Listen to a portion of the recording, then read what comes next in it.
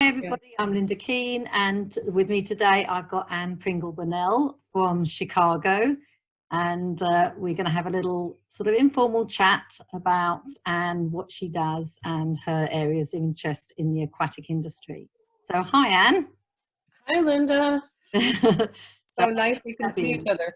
I know it is, isn't it? It's lovely to have you. Lovely to have you here today. Thank you. Tell me a little bit about sort of yourself first, who Anne Pringle Burnell is, before we get into all the aquatic stuff. I really have ended up with a couple of careers in my life, and one of them is singing, and I do that with my husband and play music around town. And I've been in fitness now since I'd say 1991 was my first like certification in it. I got interested in it after doing dance and theater and coming to Chicago, working at some of the local gyms, and then I became more and more curious and just got more and more certifications, and it became really a career. And I branched out and started to focus on special populations, and I really grew interested in aquatics. So. Excellent. So was it a career by accident like myself? Yeah. Or most people it is. It's sort of like you just fall into it rather than yeah, I think just freelancing, working at different places, and then hospitals and spas and all that kind of stuff. And then I actually did management.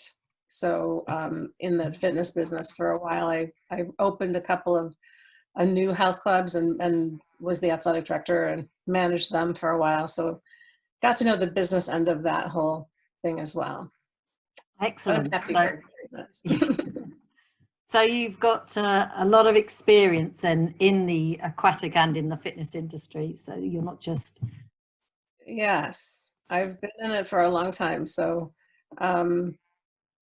yes, I feel like I did a turn when I was asked to become an educator for Pilates and to teach certification courses and things like that. So another accident, this director just asked me if I would want to be one of the teachers and go to become an instructor trainer. And so I found that I really enjoyed educating. And that was another turn in my career. That was probably 15 years ago. How many fitness qualifications have you got in total then? Oh, I don't know. Diverse amount of things. Let's see. And Stop Pilates instructor trainer, then A.R.E.A, which was nice to get, an A.E.A, ACE, NASM, AFA, CAFS, which is like a certified applied functional science from A.R.E.A Institute, and the Arthritis Foundation, and I think that's it. Like myself, you must find though that you pull all of these different sort of qualifications, experiences into everything that you do. You don't just, I know your speciality is the Pilates stuff and the Pilates in water, but you don't just sort of pull on that when you're people, you sort of think, oh, I can add this bit in, or I need a little bit of that with that person. So the surprising thing was the aqua stretch, because I did the basic learning of it, and then right away went to meet George and kind of study under him, and then to start to work with it and then teaching it and using it. I found it's such a great blend to put with some other modality that's strengthening, and that's gonna, so you get the mobility with the aqua stretch, and then kind of corrective movement in the other things, like to solidify the release that you get, Yes, yeah. I do think you need to sort of like use more than one technique. Yes, all the time. Otherwise, you sort of like do the sort of lengthening and releasing in the aqua stretch, and then like strengthening to complement it. So all the exercise stuff. So yeah, brilliant. So you come into the water, and Yeah. your speciality now is the sort of Pilates in water, which you've written a whole program with a manual and everything, which we are very proud that we're going to be hosting. Yeah, I'm so excited. In the UK. So that's PU, no, Aqua PU, isn't it? Aqua PU. Oh, everyone mispronounces it. It's really like, it's PEYOW, like meow. Oh, PEYOW. Oh, right. Yeah, and it's a Mandarin word. So it's called PEYOW Aqua Pilates. And when I first introduced it on the scene here in Chicago, I introduced it at the Peninsula Hotel in Chicago, which is a 5-star hotel that I work at. And they are Eastern based, and so they wanted some kind of mind-body class that participants could really take with them and have it as a practice, Yeah. right?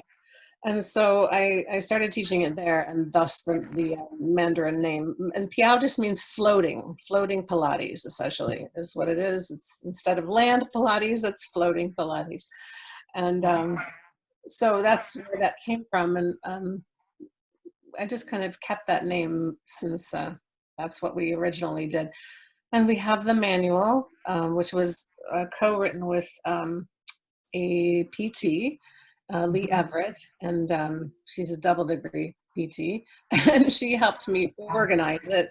And she's also a Pilates practitioner, and so she really knew the material as well. And we threw out some of the stuff, and just kind of edited it down to a program. Excellent. And did you find that it attracted people with specific conditions, or was it more general population? Who did you find was the main the clientele that came to you? So I created it for the general population, and we were, like I said, it started in the hotel, and then probably 2015 or so. Maybe it was earlier than that. Anyway, so it was earlier than that, 2010 probably. The hospital here in Chicago that was known as the Rehab Institute of Chicago is a disability hospital. Now it's called the Shirley Ryan Ability Institute, so it has a new name. But they got a hold of me, and they said, we think this can work for our population here. We had several meetings and how we were going to implement this program. And we wanted to make sure we had some measurable outcomes for the classes. And so we worked on it, and I trained their staff there that was working in the water, and the fitness staff, and so that everyone was really on the same page, teaching the same kind of protocols. And we published a little case study report in 2015 on those outcomes. So it was great to know that it could work for stroke patients, that it could work for every kind of patient that we had in there. So I didn't know myself that it was usable for these different populations until we tested it, and people were, increasing their balance, their strength, their core strength. So it was a shock.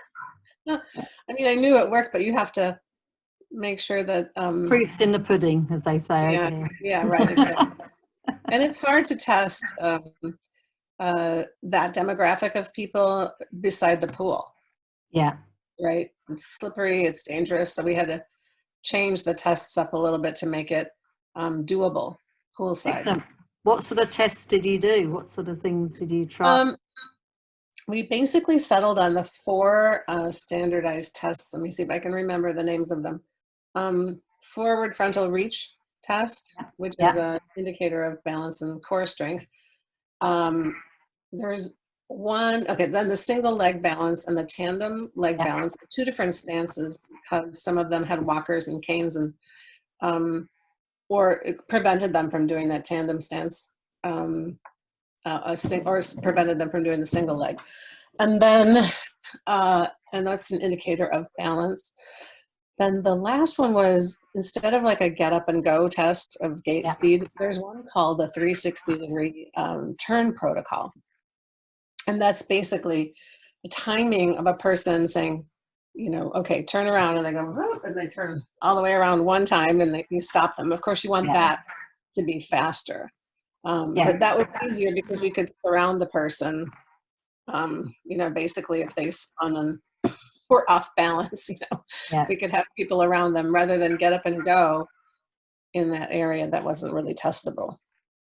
No, I mean, that is a good test, and it's a good test for aging as well. It's one of the ones that they for aging. So if they can improve their turn speed, then that's brilliant. Right.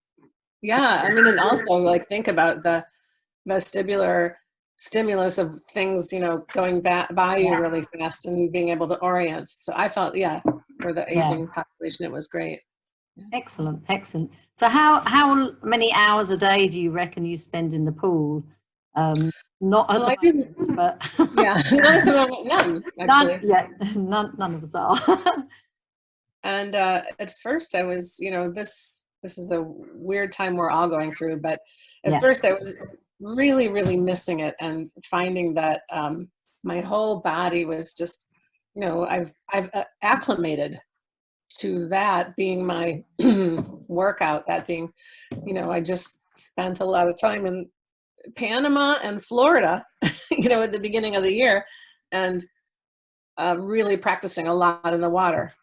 So then suddenly out of the water. But let's see, on a regular basis, I'm into like only about 7 hours a week in the water. Yeah. Maybe 7 to 8. And then the other times I'm either teaching from deck or teaching in my Pilates studio downtown, or at different group classes. I have some chair classes for older adults, and then I have reformer classes down at the university. So those are all land-based. I'm glad I have. It's still, I mean, 8 hours a week is still a fair amount of time to be in the pool as well. So yeah, it is. So I think that there's plenty of people that don't even get that amount of time. So and it does affect your skin. It does affect your skin, and especially in the therapy pools, the chemicals are much stronger. So I have a couple of those. Well, actually only one there. So do you prefer teaching one-to-one, or do you prefer teaching in groups? So I love one-on-ones because I feel like I can really make it about that patient or that client, and they all need different things to release, and then to mix it up, the freedom to mix it up and do a couple of techniques. That's usually only in one-on-one things, I'd say. So the classes kind of are named and they have themes, and you know, the people are attracted to it because you're doing that one technique. And so even though I can sneak some other techniques in there, I'm finding much more freedom to work with one-on-ones. However, my majority of it is that I have groups, and possibly because I have a theater background, you know, I can take charge of a group. I learned that from working with older adults, like, you better take charge or they will just eat you alive. So definitely. Yeah, I think as my career has gone on as well, I'm much the same. I actually like doing the one-to-ones. Still teach my classes, and I still love those as well. But as you say, you can really sort of get to the bottom of things when you're one-to-one, and you can adapt so much better and more precisely, and really sort of get in there. So can really make a difference in a person. You can. It's brilliant. Okay, so another question is, what's your favorite piece of equipment for using in the pool? Oh, my favorite piece of equipment in the pool? Oh my gosh. Okay, I'd say when given the freedom to just pick one piece of equipment,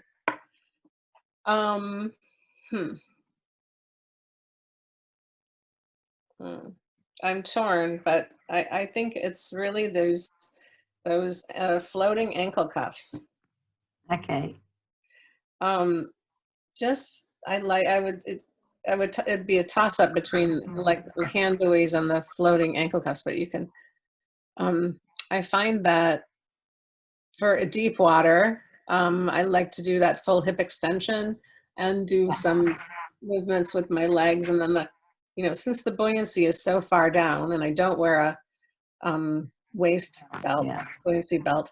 So the buoyancy is way down in the water, and that destabilizes the body all the way up the body. So I have to do all this kind of core adjustment, to get my movements vertical, to control my movement. So it really affects the core. Now, when I don't have a deep end, I'd say hand buoys. Okay. Excellent. It's just always interesting to see what we like and what we sort of like would go to as our Yeah, and those buoyancy cuffs are kind of interesting. When I was working with a spina bifida patient, and all my colleagues, when they were working with her, they were all putting the ankle weights on, like the ones for aqua stress, to weight her legs down. And she wasn't getting any response, in the glutes. There was no lighting up of that kinetic chain or anything. She wasn't activating anything. So I said, I think we should try these buoyancy ankle cuffs, And when she had to push those down, that really like affected her strength and the activation for that hip extension. And, she was able to kind of walk through her little kitchen that had 2 counters on either side, so that it was in case you needed to put her hands down, and her mom was like, what is that teacher having you do? Because you're walking, So it really translated, and it was just a guess that she needed the opposite of gravity. Yeah. It is quite often it's trial and error, isn't it? Very much so. Very much. So what would you say has been your biggest challenge since teaching aqua?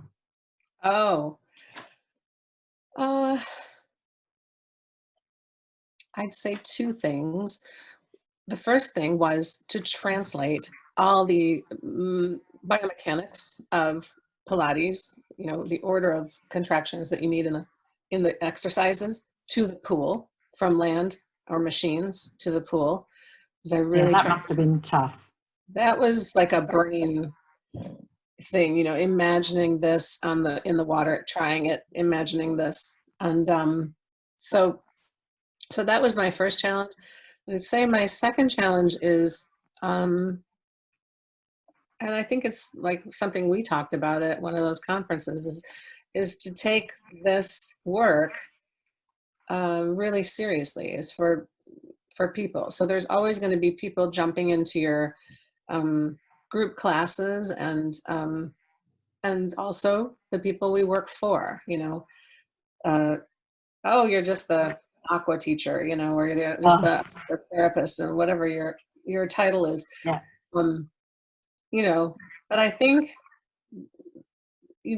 I take it very seriously, so they can tell, I don't think, but it's sometimes you always get people who are just like, oh yeah, I've done this before, and they have no recruitment of any core muscles or anything, they just they see the picture, they mimic the picture, and they're not really doing the work. So I'd say that. And then possibly a challenge of getting the actual land people to acknowledge aqua. And the center managers, the actual facility managers, they're just, you still over here, you still see managers saying, oh, the aqua instructor hasn't turned up, and the aerobics teacher go and teach aqua now, Right. And they're doing the same thing, the land things in the water. Mm-hmm. Yeah. Well, that's why we have A.R.E.A. Yes. To really delve into this and to really give them an education. Absolutely, absolutely, and one that's sort of got backing behind it, that people have actually gone out and sort of done the research, done the homework, made sure that everything is as sort of like up to standard as we possibly can make it. And Yeah. so yeah. So in all the years that you've been teaching, how do you think the industry's changed? You mean, I think the industry has changed, Yeah, but I don't know that the public knows it yet. You know how yeah, we change it, and the way we think at our conferences and the way we're presenting materials and stuff like that has really changed and gotten much more more professional, if nothing else, isn't it? professional, for sure. Yeah. Yeah, it's not just a choreography workshop or something, No, you know. no. So The job that people used to do, they'd go out and do their day job, and then they'd go and teach classes in the evening. It's sort of, it is a profession now. yes, it is. Well, currently everybody's probably a little off work, but That's true. That's but true. it is a profession, and we might be unemployed. But so yeah, I think that perception has changed in the industry. It's like when we read stuff in our trade magazines or our trade papers that or our journals, and we read the research, it takes another like 3 to 5 years, I feel like, for the knowledge to come across into the Yeah, news, and yeah. then therefore into the That's true. public. Yeah, Like, remember this, whatever you guys call it over there in the UK, you know, gluteal amnesia, dormant butt syndrome, whatever the heck that was, right? We were hearing about this, and we knew that people's glutes were deactivated for whatever reason, sitting too much and non-function, you know. there's And going to be so a we lot would, of that after this lockdown. yeah, right. Gluteal spread. Anyway, Yes. so we were, you know, we knew about all this until then CBS News or whatever, you know, the news puts it out. My students are finally like, oh, I saw it on the news. Therefore, what you were talking about 5 years ago must have been true. Yeah. Yeah, yeah, So unfortunately. do you find that delay as well? Yeah, definitely. Yeah. You sort of say things, and you know, it's you start working on things, and then people's sort of, they catch up a long time after, but they've been ignoring everything that you say for so long, and it's, yeah, frustrating, especially with all the fascia I stuff. know. Once the news said that, Yeah, yes. Like, I remember talking about it when I first heard Gil Headley, like, you know, yeah. lecture and stuff, and I was like, oh my god, you know. But it took a long time, and nobody would listen. No, nobody listen at all. So, if you could be remembered for one thing when you retire, if ever that Who happens, can retire? yeah, we can't. I certainly can't retire. But if you could be remembered for one thing when you retire, what would you want that one thing to be? I think if it's one thing, is that I've been using those Pilates principles in the aquatic environment, in the seniors, you know, that I work with, in really everything I do, that those principles, and you couldn't really even define it, you know, but that those are the ones to really like work into everybody's workouts, because they're core centric, you know. Yes. Yeah. And then the limbs move from the core. And so I'd say that the breathing and the core activation and all. Yeah. Very good things to be remembered by. People would be like, oh yeah, that's the girl who does the senior workouts in a chair. Oh, that's the girl who does the aqua Pilates. And it's like, Yeah. but hopefully it's a little deeper. Well, we'll make it deeper. Yeah. We'll get it across the pond. Yeah, I think the hypermobility stuff that you're working on, and I mean, you have been working on for years, Yes. and the Pilates really, really go together especially the one Yeah. course, the bar work that I developed in the water. So I think they, our courses really fit really well into a rounded education. Yeah. Yeah. No, I agree. I agree. Okay, so is there anything else that you'd like to add to our little chat? Anything else you think that we've missed that you'd like to say? Tell us a little bit about your course, actually, about the PEYOW course. What Okay. it entails. If someone was to sort of like to book onto it, what can they expect to get out of it? Well, the same kind of thing we were talking about, having control over movements and putting the breath together, the breath with the movement together, which is in a lot of mind-body work, and learning to activate the core first, and learning to see when people are not using their core and they're going into other parts of the body. So I feel like they will learn, there's 83 exercises in the first level 1 training. So that's plenty of exercises to work That's with. a lot of exercises. Yeah. And I have a couple of other courses too that I'm bringing to you. So I think that the one is a functional bar course for lower extremity and trunk stability. It comes out of the Pilates, and I think the suspension technique in the water too is brilliant. is for balance and balance recovery. So excellent. No, that would be very good. And I know because you have kindly sent me some of your paperwork that people will also get some exercise sheets that they can actually sort of cheat sheets, so they can leave the course after the training, and they actually will have sort of some classes, beginners and an intermediate class that you've already put together for them. Right. Yeah, you can work from the same sheets that we worked from at the hospital, the very beginning ones, and also the intermediate level workout. There's also a picture chart that you can take dual sides so you remember the different groups of exercises. There's videos and the manuals. Excellent. Lots of resources. Yeah, a lot of resources to support you. And I'm always here to answer any questions if you run into anything as you're working with people. We can always have a Zoom chat. Excellent. Yes. Well, I think everybody's going to have Zoom after this. Isn't it? It seems to be the go-to, I think, for most people. I never even heard of it until like a month ago. So I'd actually had a Zoom meeting about a year or so ago with Rick McAvoy. Oh. Maine, isn't it? He's from Maine. Yeah, he does the board, right?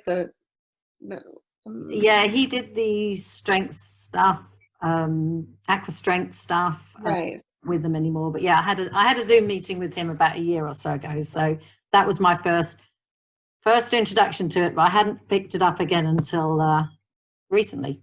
So we had to. Absolutely, till we had to. So. Okay, all right. Well, thank you very much, Anne. Thank you, Lynda. For spending the time with me, and look forward to bringing you over to the UK to run one of the courses. Yes. We'll have that up and running as soon as we can. And good luck with the singing and with the cabaret, because I know that you've had so many of your concerts cancelled, which is really sad. But you're on YouTube, aren't you? So you're on YouTube. Is it YouTube that you've been putting them on? We've been doing Facebook Live concerts every Thursday, yeah. So, and we'll continue that until this is over. Yeah, I listened to it Friday morning when I got up. Yes, thank you. I'll have to look up what song you wanted me to edit and send you. Yeah, no, it was brilliant. It was a brilliant song. So I just, especially in its isolation for spring, it was that first one, so it was really cool. Okay, I will figure it out. Thank you, Lynda. Okay, thank you, Anne. Take care. Bye-bye. Bye.